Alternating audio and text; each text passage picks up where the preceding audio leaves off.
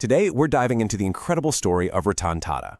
We're going to look at how one man took this century-old Indian institution and just launched it onto the world stage. He didn't just grow the company, he transformed it into a global powerhouse, and in the process, really challenged what it even means to be a multinational corporation. And that's really the big question here, isn't it? When Ratan Tata took the helm back in 1991, he wasn't just stepping into a new job. No, he was taking on this massive challenge of dragging a legacy into the modern world, a world that was changing faster than ever before. Okay, so to really get a feel for what he pulled off, we need to go back in time. Let's put ourselves in 1991 and try to understand the monumental, almost impossible challenge he inherited. This context, it's everything. It sets the stage for one of the biggest turnarounds in modern business history. So here's the deal. For decades, the Tata Group had been operating in this kind of protected bubble in the Indian market. But then, all of a sudden, the walls came crashing down. The company had a really stark choice: either modernize and go global, fast, or risk getting completely steamrolled by international competitors who were flooding into India.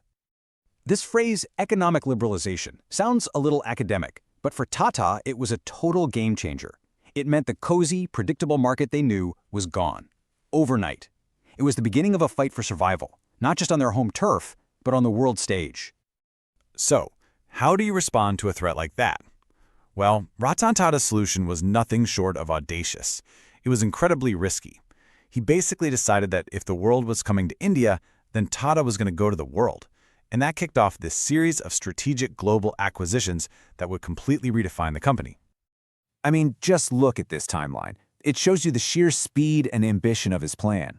First, he goes after Tetley Tea, a huge British brand. Then, the massive steelmaker Chorus. And then, the one that made everyone's jaw drop, buying Jaguar Land Rover. These weren't small moves. These were huge, bold statements designed to build a serious international footprint. And the price tag alone, $2.3 billion for Jaguar Land Rover, was just staggering. A lot of critics at the time were shaking their heads, questioning why an Indian company would buy a struggling Western luxury brand. But this was so much more than a business deal. It was this powerful symbol, a kind of reversal of the old colonial business dynamic. And you know what? He proved all the doubters wrong. By pouring money into new product development and actually trusting the people already there to run things, Tata didn't just acquire Jaguar Land Rover, he brought it back to life. This wasn't just about buying factories. It was a powerful statement to the entire world about India's rising power. Okay, so that's the what he did, but the how is maybe even more important. Because his methods reveal this core philosophy, this Tata way, that was the guiding force behind every single one of these huge decisions. Now this gets right to the soul of the company. For the Tata Group, giving back isn't just a PR move or something they do on the side. It's literally the foundation of the business. An incredible 66% of the main parent company is owned by charitable trusts. Think about that. He also totally flipped the script on the group's mindset. He shifted the focus away from just chasing short-term profits every quarter. Instead, he wanted to build long-term, sustainable value. And, this is crucial, he empowered the leaders of all the individual companies to actually make their own decisions. So these principles, this was really the secret sauce of his management style. He built this culture where ethics were absolutely non-negotiable, and social responsibility was woven right into the business strategy itself. It created this amazing organization built on trust and a sense of, a higher purpose. But look, to get the full picture, we can't just talk about the home runs. It's just as important to look at the challenges and, yeah, even the failures. Because honestly, that's where some of the most powerful lessons are. And this quote really gets to his character. His vision for the Tata Nano is so ambitious, but also deeply personal. He saw families on scooters in the rain, and he made a promise to build a safe, affordable, and aspirational car for millions of them. But the reality on the ground was harsh. That tagline, "the world's cheapest car," actually became a huge marketing problem.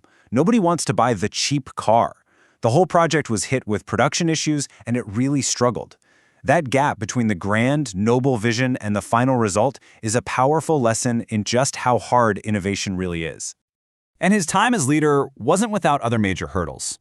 That huge Chorus Steel acquisition, it was made right at the peak of the market and became this heavy weight that was incredibly difficult to handle. And then later, the very public, messy removal of his own chosen successor, Cyrus Mistry, led to this ugly boardroom war that raised tough questions and really tested the group's famous reputation. So, after looking at all the highs and the lows, what can we all take away from Ratan Tata's amazing career? Let's try to boil his whole approach down into a kind of actionable blueprint for what it means to be a leader. In these points, they add up to a complete philosophy for modern leadership. This isn't just for CEOs of giant companies. These are principles that are relevant to anybody, in any industry, at any level. It's a real blueprint for how you build something that actually lasts. Ultimately, this is it. This is the core of his legacy.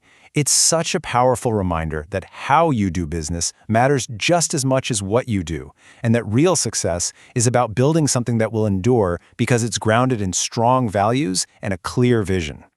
And that's really the final question his legacy leaves us with. In a world that's all about disruption and short-term wins, is this kind of patient, ethical leadership model still possible? Or is it just a relic of the past?